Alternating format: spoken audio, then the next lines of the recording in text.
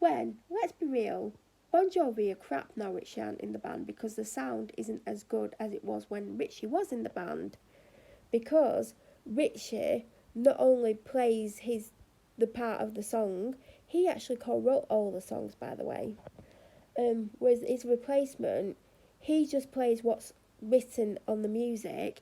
He doesn't play all the added extras Richie used to put in each song, and he can't harmonise with John the way Richie did. So vocally, it's crap. John's singing higher to compensate for Richie not singing higher, because Richie used to sing higher than John. So that because Phil X can't sing as high, he sings lower and he's not a very good singer. So John's singing higher to compensate for the high harmony that Richie's not doing because Richie isn't there anymore. So John's blown his voice. He sounds dreadful live now because he's been singing higher to compensate for Richie not being there and having a crap backup. But when Richie left, he basically said, it's not like the Edges left U2. Richie's basically replaceable, which he isn't sound-wise. He's not, because I saw them live the summer that Richie left, and it was the worst concert I've ever been to, sound-wise, for Bon Jovi. Phil X is a good guitarist, but he's a one-trick pony. All his solos sound the same. He can't play solos the way Richie played his solos, and I know Richie's played the solos and Richie can play them really well because he's done them for years and they were his solos. But when you go on YouTube and you find people who are not famous who just practice songs and they do covers of like Bon Jovi songs, they can do them a million times better than Phil X. So Phil X really has no excuse for playing them poorly. Phil X doesn't have the stage presence as Richie Sambora, and Phil X doesn't look right in the band. He has a totally different look to the band. He plays heavy metal. He doesn't like heavy rock. He doesn't play Bon Jovi type stuff. And he's as thick as two short planks. I've heard him in interviews. He's not very intelligent. And, you know, John's saying that Richie was basically expendable and like he wasn't needed in the band. That's a load of rubbish. It really is. And no wonder Richie left. I mean, he should have left years ago because John has been holding him back. If you've noticed, and if you are a Bon Jovi fan, the songs that they've been putting out since Richie left are crap because Richie's not writing them with John. And before Richie left, they put a couple of crap albums out, and Richie has said since he wasn't happy with what they were putting out, and he felt that they could have wrote better songs, but they were putting stuff out really quickly when really they should have spent time to write better songs. And Richie wasn't really happy with what was going out, so you know he's probably glad he's not writing with John because John was just putting crap out all the time.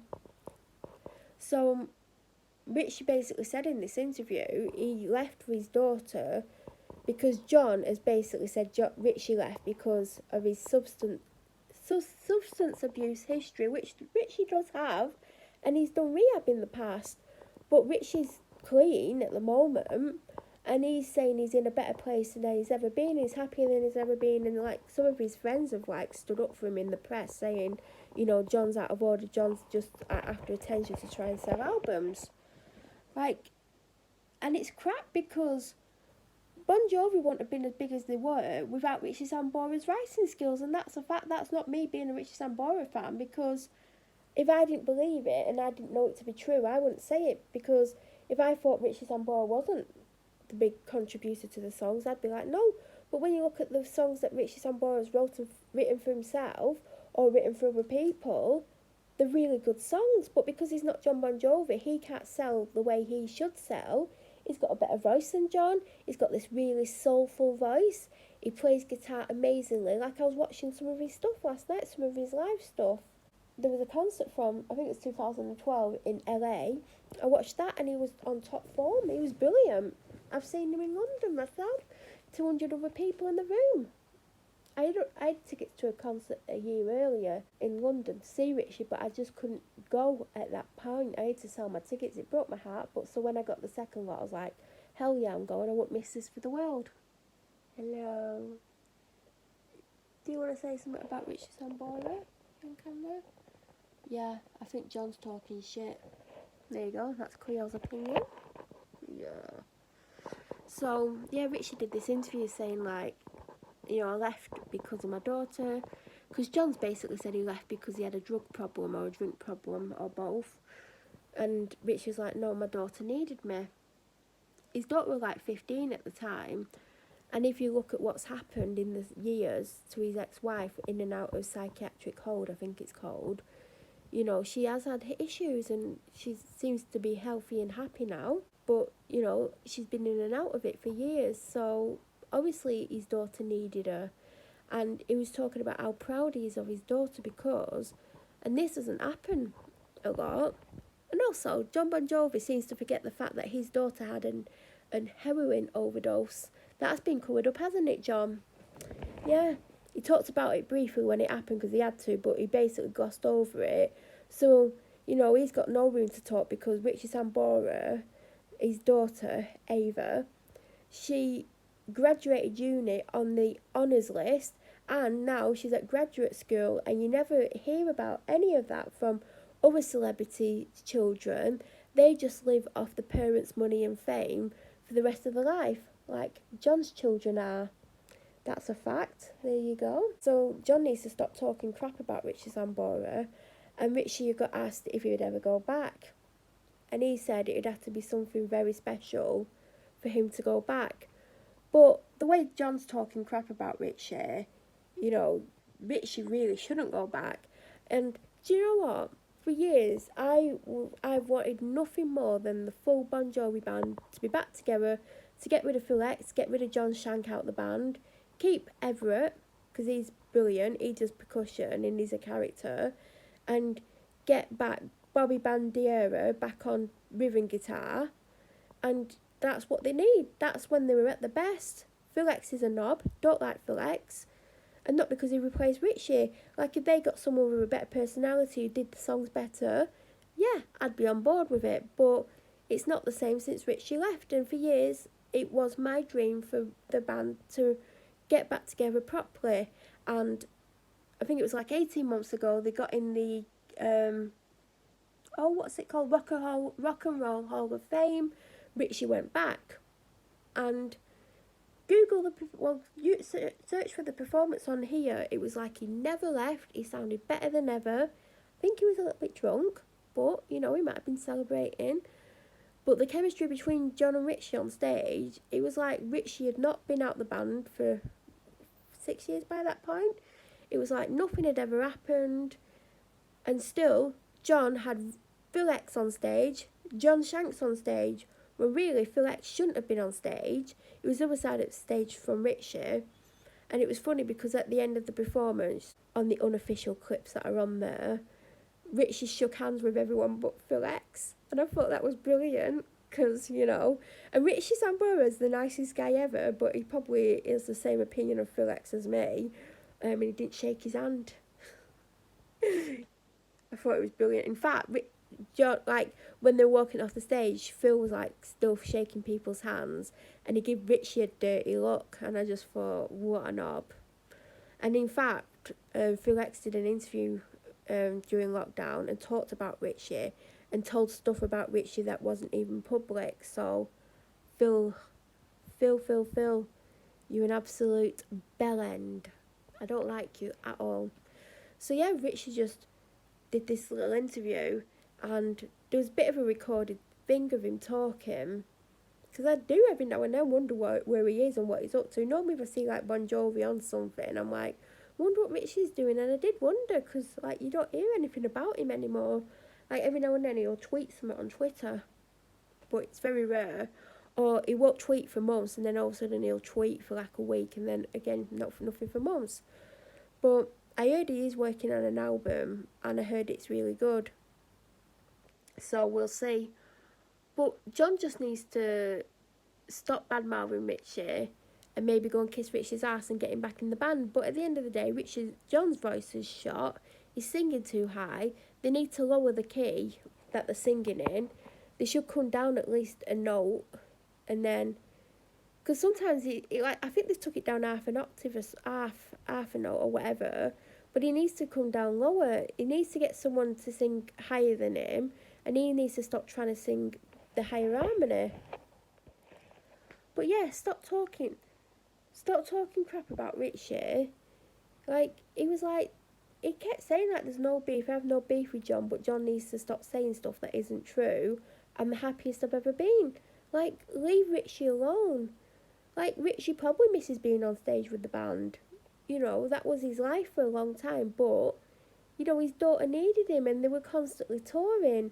I know they don't tour to the extent they did then, now, because John's like, I can pick and choose what I do. If I only want to do a 6-month tour, I will, because they used to do like 18-month tours, and it was crazy.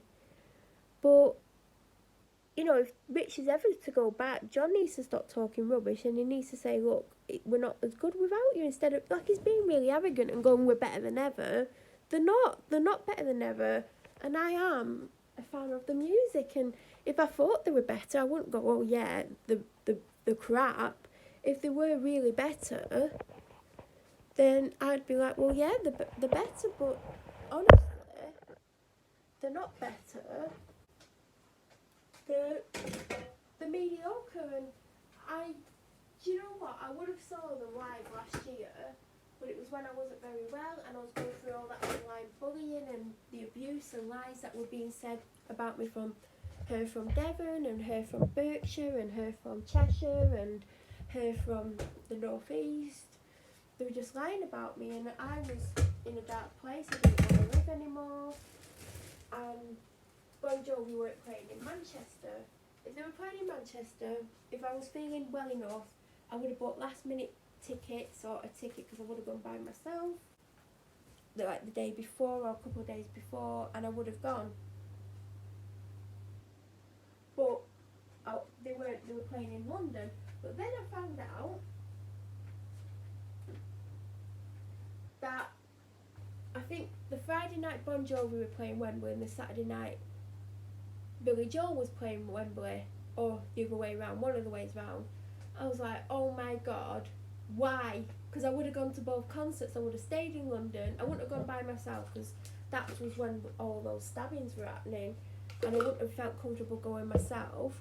But I would have definitely, if I would have known in advance, and if my health would have been fine, I probably would have gone to that.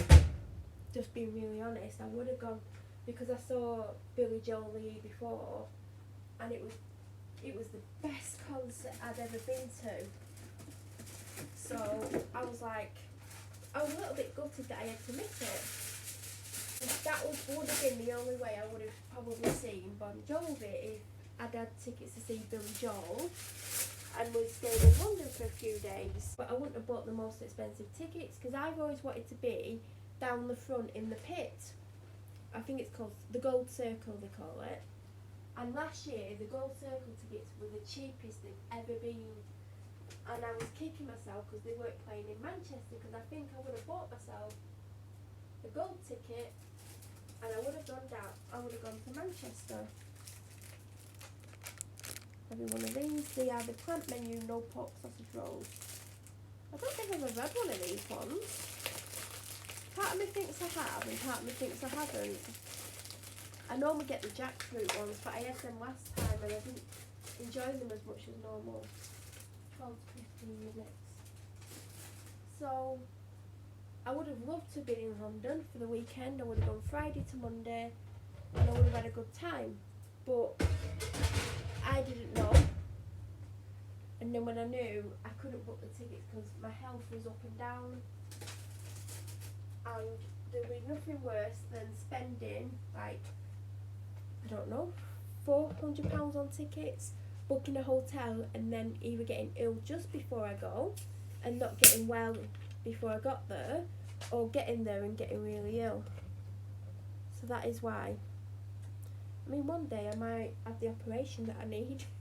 So it's funny because my doctor gets frustrated with me because my illness flares up a lot, and it's flared up at the moment. That's why I'm having to sleep with the window open, because I end up being too hot, because my body's trying to fight to work properly, like make itself work properly, but it doesn't want to work properly because it wants to go into meltdown.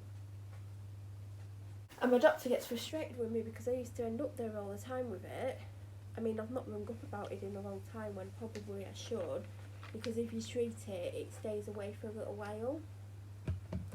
But she gets frustrated with me, and I've been in and out of hospital with it, and I get very ill from it, and it does take over a lot of my life. I'll be really honest, it takes over a lot of my life. It's not pleasant, it stops me from doing certain things, it causes other things in my body. I mean, I could actually die from it. Don't know why I'm laughing. But it stopped me from going to London last year, and I would have done anything to see one night Bon Jovi, the next night Billy Joel. And of course, like, I don't like Bon Jovi as much as I did live because Richie's not there and it's not the same, but you know, I still would have gone if I was in London to see Billy Joel, because what's another day? It's nothing really. But yeah, it is a shame what's happened, and Richie left the way he did. He left it mid-tour, he didn't turn up for his show, and it did put the thing into complete chaos. But I think, from what I've read, Richie had told John that he wanted to leave, and John was like, you need to finish the tour, you've signed up for it. And it ended quite badly, when really, you know, they were touring all the time, and it was back-to-back tours, like they don't do it the extent they do now. And do you know anything about John is, for years they were absolutely massive in Europe, in England, and they'd have like sell-out shows in England, and they would spend a predominant amount of the tour in England because they weren't very big in North America. And then they had a number one album, it was a country album, even though it wasn't very country compared to country, but it was number one. And they became bigger in America, so then they could sell out more stuff in America, and they were doing bigger tours in America, and they were neglecting the UK and Europe because they didn't come to Europe for about 5 years, or whatever it was, 5-6 years. And you know, John needs to remember where he was famous the most first, and have more respect for us, because we're the reason they were making as much money as they were, because they're absolutely giant over here. And not Australian, they really ever went to Australia. So, John Bon Jovi, you're a knob.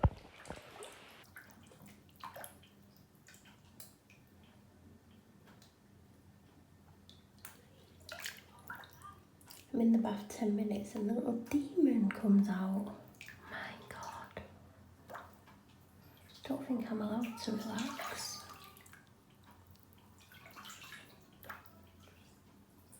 Anyone hungry?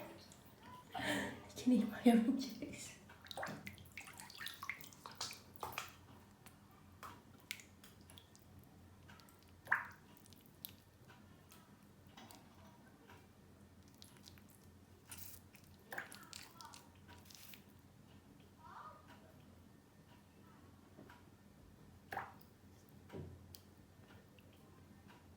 Literally, if his stepdad doesn't answer to him like the first time, like within about 1 second, like, Paul, I'm talking to you, Paul.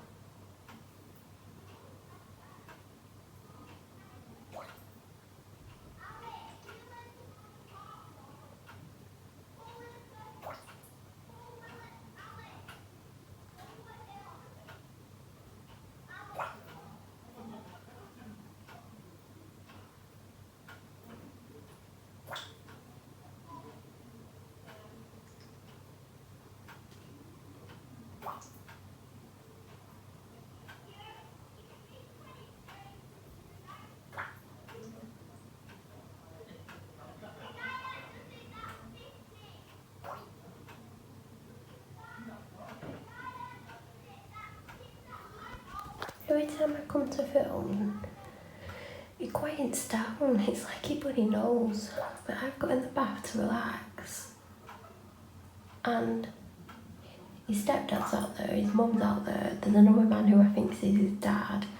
Because when he first came out, he's like, Paul, can I take such and such to my dad's? So I guess his dad come to pick him up.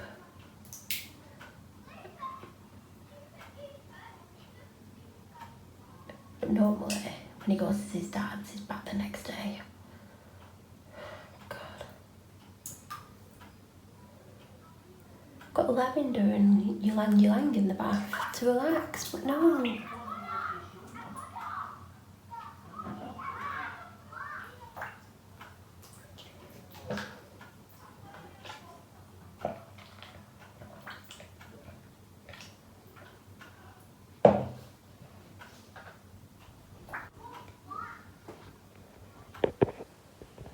To get your blankie off like that. Hey, you're so cute. It's dark over here, isn't it? Guys, it's really funny because I've just been editing videos for days. I mean, don't get me wrong, I'm not editing 20 videos a day or anything like that, but I'm sick of editing and I've still got an absolute ton of footage on my phone. I must have just been, well, it's like, and you'll know if you're watching my videos, I keep saying, oh, I'm just doing a quick update, and 20 minutes later I'm still talking. Sometimes even 30 minutes longer later. 30 minutes, and sometimes it's 30 minutes later, and I'm like, oh my god. The other day, I sat and chatted for an hour. So today, I wasn't going to film today at all, but I thought I'm going to do a quick update. Oh god, that's how it starts, isn't it? Oh, Melanie's going to do a quick update, and 5 hours later, she's still sat here. But the funny thing is, when I said like I've been editing videos, there was loads of videos. You're going to get 2 or 3 vlogs where you're seeing the view that you're seeing now. Don't dream your life, live your dreams. Anyway, so today, I had planned to basically go and do the weekly food shop today. I'd been thinking about it for a couple of days because I was like, I'm sick of going Fridays. Somehow Fridays become my bath day, so it's taken me hours to like have my bath and then have my shower and then get ready and dry my hair and do everything. I'm getting out super late. I mean, I've edited a video, I think it was filmed on something like the 9th of October or something like that. And I didn't get out until like 7:15 at night. And I even say in the video, like, by this point, I should have been out of the first shop and on the way to the second shop. Whereas I came out of that shop and I should have been, like, most of the way around the second shop or, like, halfway through, I can't remember. And then the week after, which I think was last week, I can't remember. Yeah, it would have been last week. I got out late, again, not that late. And I remember I got home by 10 to 8, because if you've watched the video and I've kept it in, I left my house at like 7:15 or something. Was it 7:45 or 6:30 or 6:15? It was one of those. Hopefully it's in the video. And I forgot to take the medication, and I keep saying to you in videos, there's a medication that I like to take at a certain time every day, and I'm quite religious about it. I mean, not religious, but I'm kind of like, I want to take it at that certain time. I used to take it later, but I want to take it around 7 o'clock. Doesn't matter if I take it at 2:30 or 2:45, or there's been times, as I've said in videos, I've gone in the kitchen, I've been in the kitchen about 6:15, and I've been going to do something that's probably going to distract me and make me forgetting about it, so I thought, right, I'll have it now. It doesn't make much difference me having it at that time, but I do like to have it around the 7 o'clock time, whether or not it's half an hour before that or half an hour after that. I like to have it within that kind of hour. And I was like, oh my god, I need to rush. So I did actually rush, and I got through it all quicker, and I got home quicker than if I would have filmed loads and not, like I talked on the way home. I was very anxious that day. I wanted to get home, and then I took my medication as soon as I got in. Before I even done the shopping, I came in the house, found the medication, took it, and it was 10 to 8, which wasn't too bad, but, I keep thinking I want to be home before 7 o'clock, because I do want to be home for 7 o'clock, so I can be at home, have the shopping at home, and not still be out, because I'm getting to the second shop around that time or thereabouts, but not the week that I didn't get out until whatever time it was. So this week I was like, maybe I should go Thursday, or maybe I should have the bath Thursday instead of Friday. But what was happening was I was having a bath Monday and a bath Thursday, and I think I missed the Thursday bath, and went out Friday with my hair, and I was like in the video going, oh, I wish I could wash my hair, I wish I could brush my hair, it was a bit greasy. So then thought I'd wash it on the Saturday, and I didn't, and I ended up going till the Monday without washing it. It was really filthy. But if you've got depression, you'll know what I mean by this. Some days you can't, like, it's a miracle if you get out of bed, and you know, like when you're really down and you're really struggling, washing your hair is a priority, even though you know it's greasy and you hate the way you look because it's greasy and you look horrible. You still can't bring yourself to wash your hair, and there's other things you can't do. And I think I was having one of those weeks. I was like, can't cope, and you know, I didn't wash my hair. And I washed it on the Monday. In fact, I think I left it to the Tuesday. There was some reason I left it to a Tuesday. I can't remember what. I think I'd washed it on the Saturday, and I was like, right, I'll wash it Tuesday. And I washed it on the Tuesday. So then I'm like, I'm not washing it Thursday, that's only 2 days. In the past, like I've said in videos recently, I used to have the worst greasy hair ever. I'd wash it, by the end of the day, it'd feel greasy. Then I'd think, well, I'm not washing it tomorrow, so I'd put loads of dry shampoo in, and by tea time the next day, it'd look like I'd not washed my hair in a week. It was horrible, but now it's gone the opposite way, and like, my skin's gone dry, and my hair's gone dry. Maybe that's like when you get a little bit older, that's what happens, I don't know. Or maybe it's because I'm inside the whole time, I don't know. Something's obviously changed. Whether or not it's something I'm taking, it might be a medication that I'm taking, it might be one of the vitamins I'm taking, even though I didn't go on anything around the time the dry hair started. I did start being in the house all the time, so it could be that. It could be something to do with my health, I don't know. Obviously it's a conversation I'll have to have with a doctor one day, because obviously it's annoying me. So I am getting out later, so I was just like, I think Monday I was like, maybe I should like have a bath today instead of tomorrow, and then I can have one Thursday instead of Friday. But then I touched my hair and I'm like, well, it doesn't really need washing, it looks clean, it still feels clean. So I didn't have the shower till Tuesday, and I tell you what, I had my bath Tuesday. Later that night I took the towel off my hair, dried my hair, put it in a plait. It's still in the same plait on Tuesday, and it's Thursday, nearly 6 o'clock. That's literally how I feel this week. And if you've had depression, or you know, you might not even have depression, but you might have had this week, or you might have even felt this during lockdown, brushing your hair is just too hard some days. And not because you're lazy, just because of how you're feeling within yourself. Brushing your hair is just like, no. And I promised myself months ago I would brush my hair every single day, because my hair's coming out in chunks. I'm on hair vitamins to try and help it. It's not the best condition it could be. I'm doing everything I could possibly do. And I read that if you don't brush your hair every day, it does get tangled, and then you've got to brush the tangles out, and it's not really healthy. So I did try and brush it every day, but I've not done it since Tuesday, and I should have done it yesterday. I should have done it today when I got up, and I haven't. I am actually going to do it tonight, because I'm hoping I can get away with not washing my hair tomorrow. But I'll have to see how my hair feels. If it feels greasy, I will have to wash it. But I did think maybe I should do the whole shopping.